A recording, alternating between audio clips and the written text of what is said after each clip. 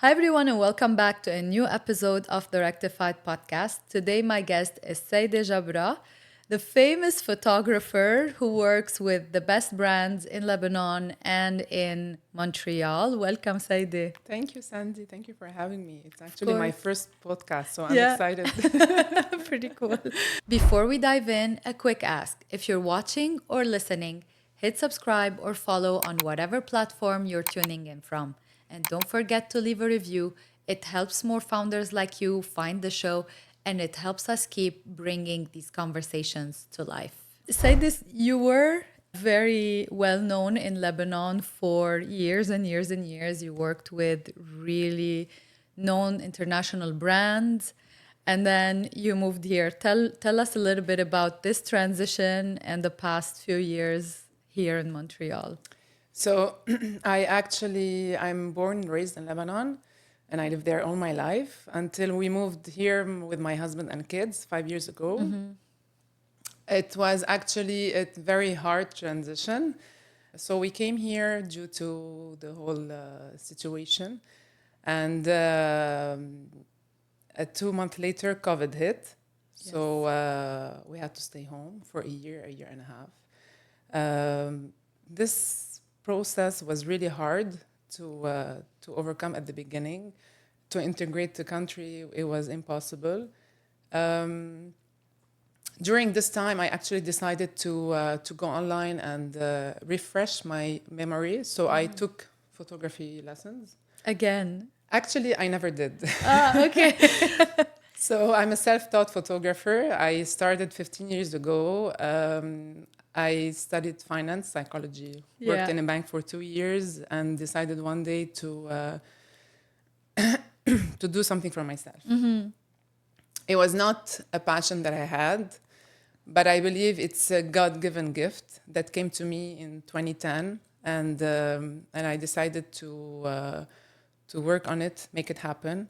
So I left the banking sector and I started roaming around the Lebanese villages and streets Yeah. and learn about the camera and how to take pictures. So this is how I started. So I went back to my story because I believe this is my mission Yeah.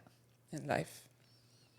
So when I moved to Canada, I didn't want to change careers or start something new because I always believed that this is where I belong. I belong in this path, in this journey. So, Yeah. so I said to myself, okay, whatever are the challenges, we're gonna make it again. So, so I knocked on doors and I worked very hard Yes. to be able to make it again. I came to a country where I know nobody and not a single person, but I connected with so many people. Even when everything was closed, I used to just receive, let's say, a contact from a friend who used to tell me, let's say, I have a friend in Canada. So I used to call this person and tell her, hey, my name is Sayde. Yeah. I got your contact from X, and would you like to go for coffee? So we used to go for coffee in parks Yes. or on the bench in the streets or go for a walk because everything was closed. And this is how I met people. Yeah. So one after the other, one after the other. But I never forget, like just gonna say this Yeah. little story of somebody who came to me and I was like, who do you think you are? It doesn't mean if you succeeded in Lebanon, you're gonna succeed here. Oh my God. Yeah, and this, I think it was one of the very first person I met here, which I never saw again. Thankfully. Yeah. And even other people were like, even if you have followers, doesn't mean Yeah. you're somebody. It's like, yeah, okay. It doesn't mean if I have followers, I'm somebody, but I'm somebody. I'm Sayde. Like, Yeah. And I believe in what I do. And if I'm here for a reason. So I'm gonna just prove to myself and to other people Yes. that nobody can tell me what I am and who I am. So I stood up on my feet after going really through a very hard time Yeah. the first year. And I said that it's time to make it again. So I knocked on doors, I connected with so many people. in different nationalities. And I think people see and they can feel the other people's passion or love Yeah, 100%. in their work. And this is where they support you and stand next to you and refer you to other people. And yes, I was lucky enough to have those people around me. Yeah. And yes, I made it happen. Yes, for me, I believe that I made it happen in maybe You did. 3 to 4 years. To Yes, Yeah. but I worked really hard, like Monday to Sunday, literally. Yeah. All day, all night. So yes, every night I sit on my laptop and I work and I work and I work and I do research and yes, I do work a lot, but because I believe this is my mission in life, so just want to fulfill it in some way. This is the story of every immigrant who comes here. When you told me about this person who said, "Who are you?"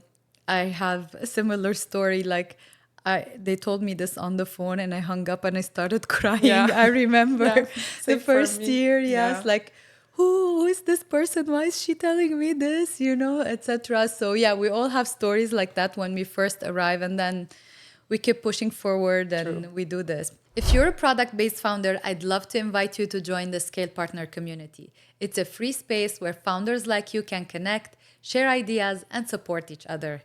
Inside, you'll find other people like you who are building brands, workshops to help you grow, and conversations that make the journey feel a little less lonely. Come join us. It's completely free at community.rectified.co/scale partner. Actually, Sayde and I, we used to go to the same university, but we never saw each other there. True. We Yeah. studied also the same thing. I Yeah. think you did business Finance. Finance, exactly. I did the Yeah. marketing. We were in the same school, but we didn't know each other, and we True. only connected here. Yeah.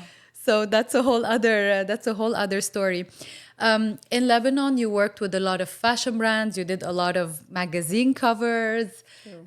It was really like next level what you did there. And here today, you're also starting to be known. Your name, everybody's asking for you. You're working with bigger brands and everything. And our audience is a lot of people who sell products, whether it's in fashion, whether it's food. Tell us a little bit about the importance of a good picture for your brand. If we're talking, let's say, product, yes, it should be clean. I mean, the picture should be clean within good lighting. The surrounding shouldn't affect, let's say, the product. How we place the product, we should definitely have a stylist or brainstorm on the photo shoot we're working on. So I mean, the product should always be the hero in whatever we're doing and showing the usefulness of this product through, let's say, reels or videos or tips. So this, if we're talking about product photography. And if for websites is different, and for social media it's different. So if you want to take pictures for your website, your e-commerce, to sell the product, how do you differentiate with that too? For a website, it should be clean, very minimalistic, straight to the point. You're sending the right message to the people who are going to check your website. They just want to get in and see who you are, what you offer. It should be very straight to the point. I mean, it shouldn't be too much talkative or too editorial, but just sending the right message to the people who are getting in, because it shows how professional you are. Yeah. Whatever, if we're discussing social media, it's more of a storytelling platform. It's where people want to feel the connection, let's say, either with you or with the product. So if you want to place yourself out there, you have to make it very real and authentic. And let people connect with you. And if ever we're working on a brand photo shoot, let's say, it goes much deeper. So we're actually putting your values out there through your visuals. And we're working with the light, the composition. How do you show that? Like, it's something in the abstract. Like, I work with these brands and we define what their brand is, who they are, their values, their identity, all of that part. It Yeah. happens on my side. Yeah. And then we need to translate that into visuals and pictures, and that's when they come to you. But how do you take this information and you actually translate it in something that's static? Like it Yeah. doesn't, it's a picture. Yeah, it's props play a big role. We cannot shoot on a very plain background with a plain white background. Yeah. I mean, we can do that, but props plays a very big role. The colors coordination, if the colors they really match together, they Yeah. also play a big role. So the brand identity is very important for us photographers to be able to put your product out there and make it shine.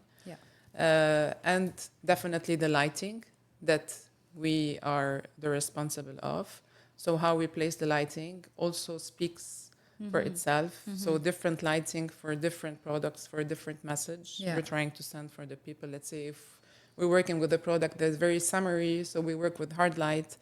If we're ever working with a product that's more for a winter, so we go with soft light. So More warm, this also more. translates. Yeah. Okay. There's something that I always talk about, and people tell me it's too early, it's too early. It's everything related to Christmas and the holiday season. And we start taking pictures early because, Yeah. obviously you and other people don't have enough time Yeah. in November to take those pictures for December.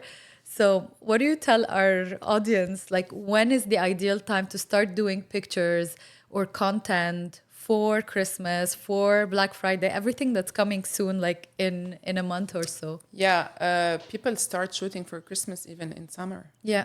So usually 6 months in advance. Sometimes I shoot for the next season. Let's say I have a shoot in 2 months. We're doing a photo shoot for a fashion designer for the next season, which is 1 year later. Yeah. So we don't post the pictures before.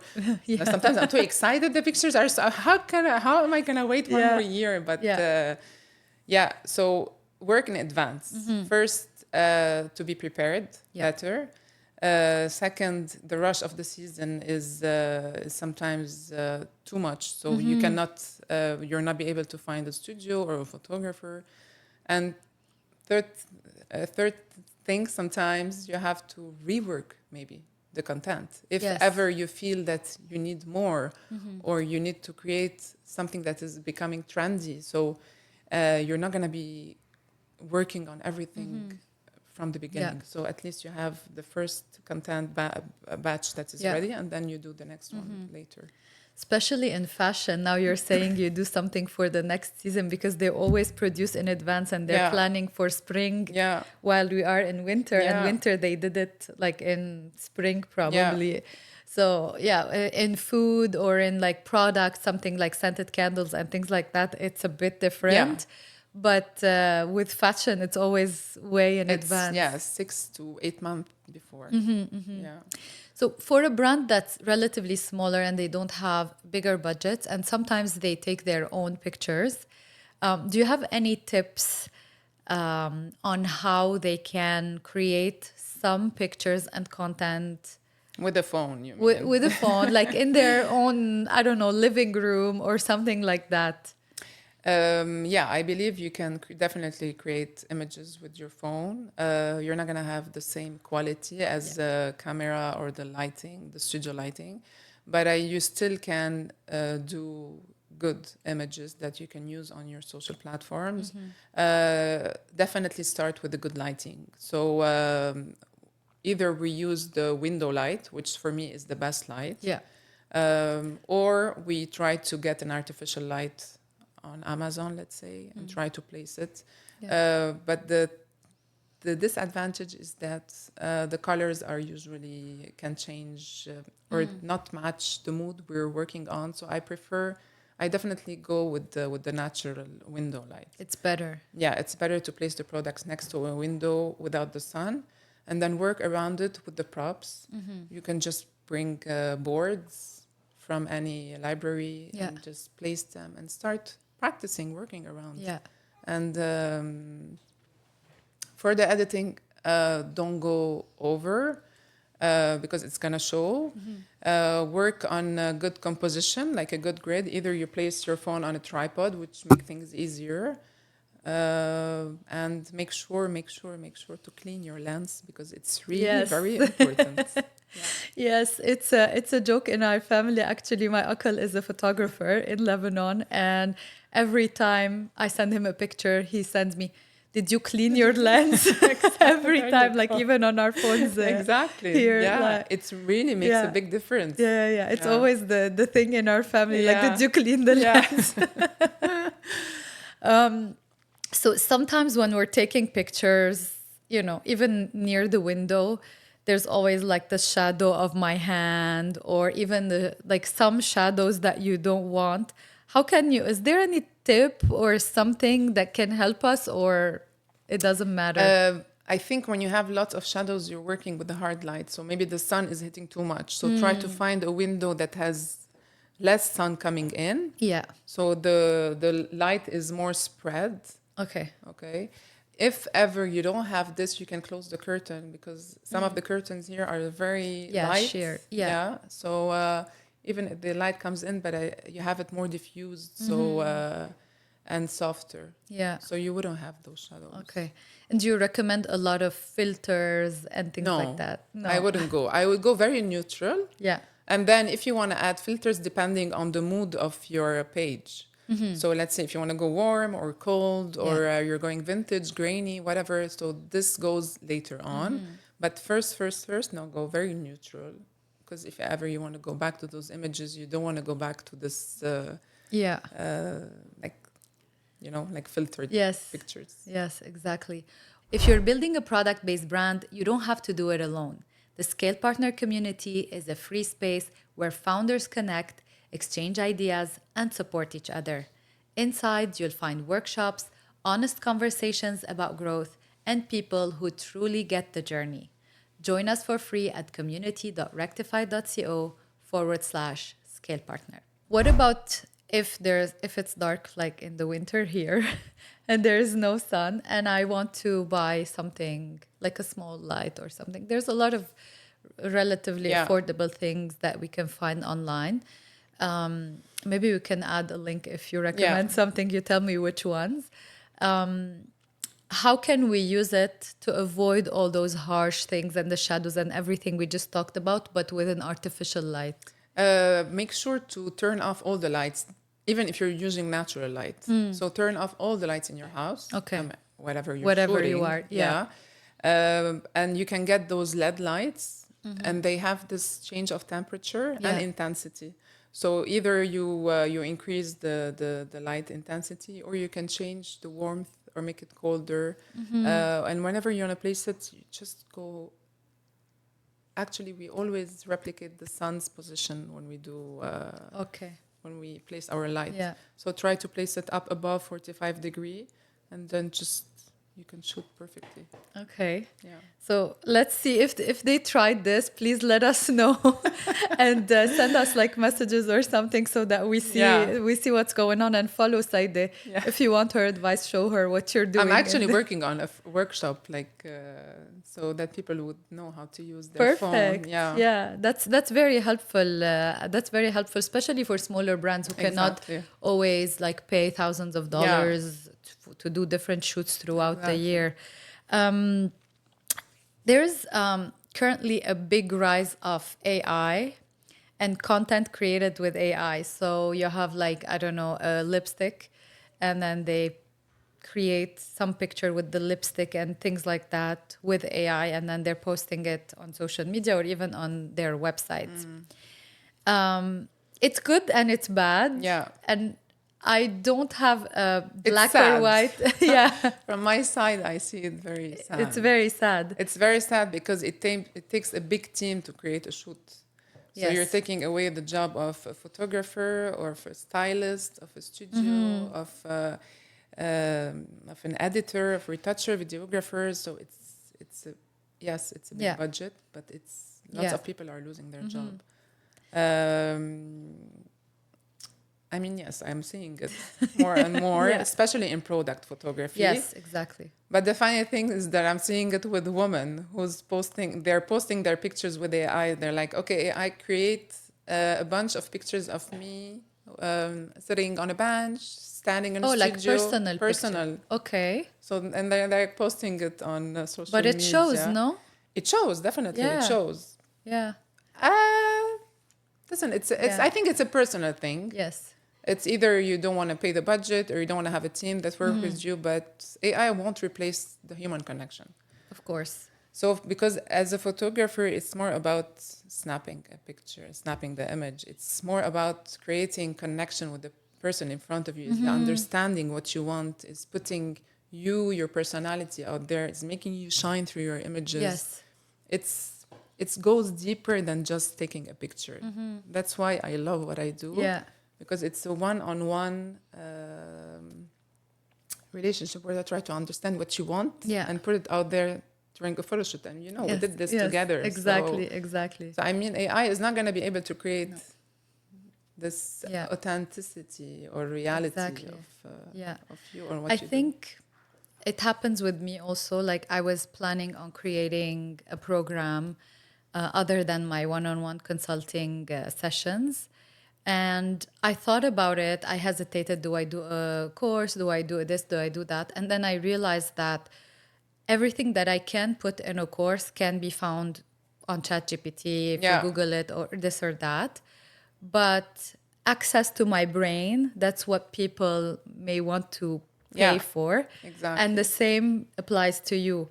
What they would be paying for is access to your brain, your creativity, your soul, because photography is also a part of your soul that you put in those pictures. So that's the difference between what AI produces, because you're giving it prompts and it's creating what you have in your mind, sort of. True. May or may not happen, but then the person who has the creativity, the experience, they want to invest in you. Exactly. Yeah, because I believe in every business that people come to you because of you. Exactly. They wouldn't come to you because you do photography. Yeah, anyone can do, but if they want to work with you or in any job that you do, it's because of you. What you offer. What's here inside, even here. Inside, like the soul. It's a soul. Yeah. It's a soul to soul. Exactly. It's how you feel the person. It's so many things that come. It's more of a psychology. I know. Psychological way of doing things than just. Should it be too static?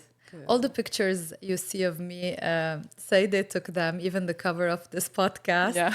And I didn't know what to expect because I had done a photo shoot prior to that, and I was so nervous and I was sweaty and my face was shining, all of that. But when I did it with you, it just like you make someone feel comfortable. Yeah. We're not talking product, we're talking about me, but it was just like fluid, and we laughed, we danced, we did all of those things, and it was just the whole experience. The whole because experience. people come usually very nervous. Exactly. Like, we're just gonna have fun. So exactly. Consider it as a playground. Yeah. Just be yourself. And this Even is how product shoots we did together for some brands, and it was fun. It was fun, exactly. Yeah, it was really fun. Sayde, we have a question from our audience. I asked on Instagram. I told them that I'm filming with you and if they can ask you questions. Shout out to Reese, the founder of Skincare for Weirdos. She's also a part of my Scale Partner community, and we chose her question to ask you. She says, what do you think about the rise of AI photo shoots for fashion?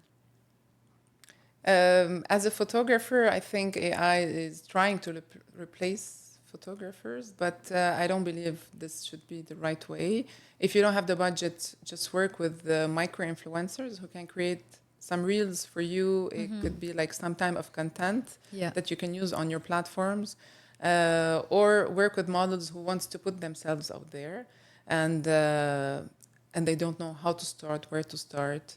And I mean, now this generation just want to be on social platforms. Try to always use people who resemble or relate to your brand. And if ever you want to do a shoot, you can work with, let's say, small photographers who also wants to start, collaborate with them. work on mini shoots. And if ever you want to work with a bigger photographer, maybe you create a package for the whole year and try to also go with the small content. But I think if we don't come together, if we don't come and stand together as collaborator creators, the industry could not move forward. Brands, and it's not about being solo anymore. It's about standing next to each other and working as a team to be able to move forward. AI is trying to portray this perfectionist image which don't exist. So people aren't going to relate to your brand. So, and especially in Canada, where people here support diversity and inclusion. So try to work with different type of people. Real people of all ages. Yes, of all stories, of all backgrounds. And this is how you'll bring people to you.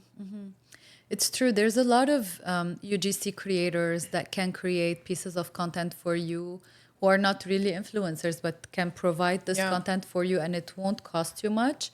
I do believe that the human part is very important in a brand to show really who you are. Let's say a sustainable brand. I know you worked with a sustainable fashion brand who was also a guest on the podcast. They cannot come and have like AI pictures because AI models specifically, because it's against their values. They're more like sustainable. They care about, the environment, the planet, etc. And then you're using AI. It doesn't match their values. So everything has to match, and including real humans. I really believe that it's an important part, but again, every brand has to take their decision in terms of what kind of image they're willing to convey. There's a lot of tools that they can use also to improve how, they're editing things or doing things. And you can use AI. Like I use AI a lot in my business, but to do other things. To create maybe the clips in an easier way, or to put captions or things like that would take a lot of hours, but I wouldn't create myself. It can maybe push your inspiration, just give you some tips on how to do things, but it can definitely not replace the soul you put or the heart you put in your work. Like my articles, I write them myself. I wouldn't create pictures of myself using AI. I will use the pictures we did together. Thank you.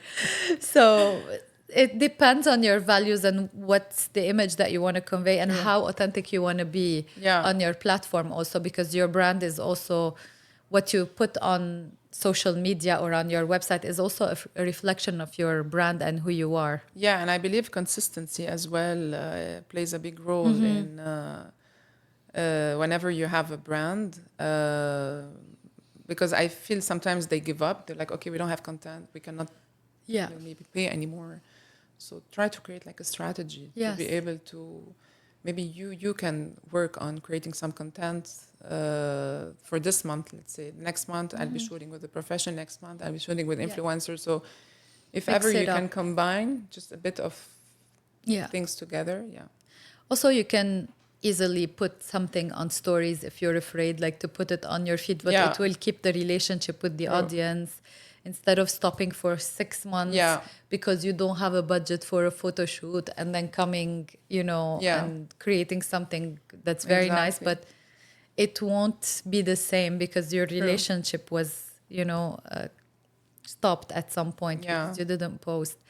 Sayde, what is like one advice that you give our audience? There's big brands, there's smaller brands, there's all sorts of people who are watching this.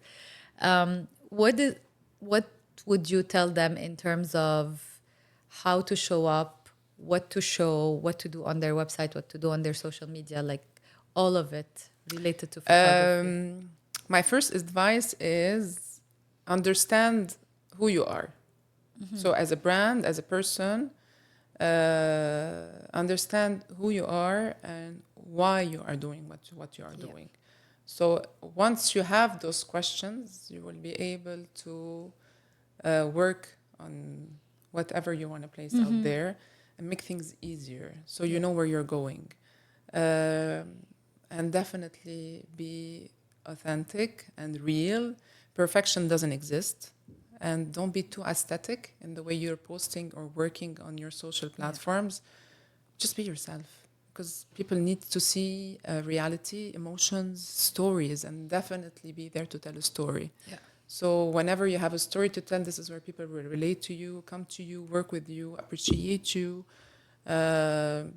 connect with you. Because nowadays, especially that people are sitting all alone, I mean, people are sitting on their phones all day online. Yes. They just want to feel, okay, this person, I connect with her, with him, with their brands. So I want to buy from them. I want to work with them. Put your heart out there. This is what people need nowadays. So don't make it too perfect, make it real. Love this.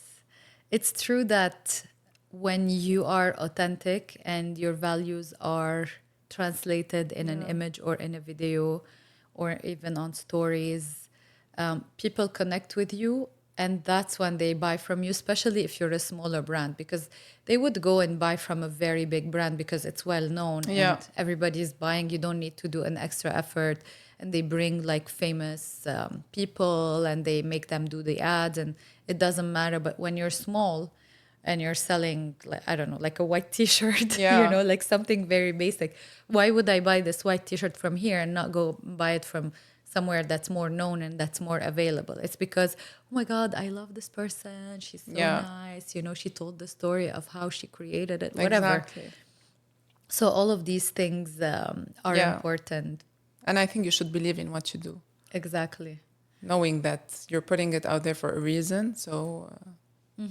Yeah, if you don't believe in it, you won't do the work anyway. Yeah, exactly. Just like you said with photography, like you won't work Sundays and nights and all of this if it's not really what you really your mission in life, like you said.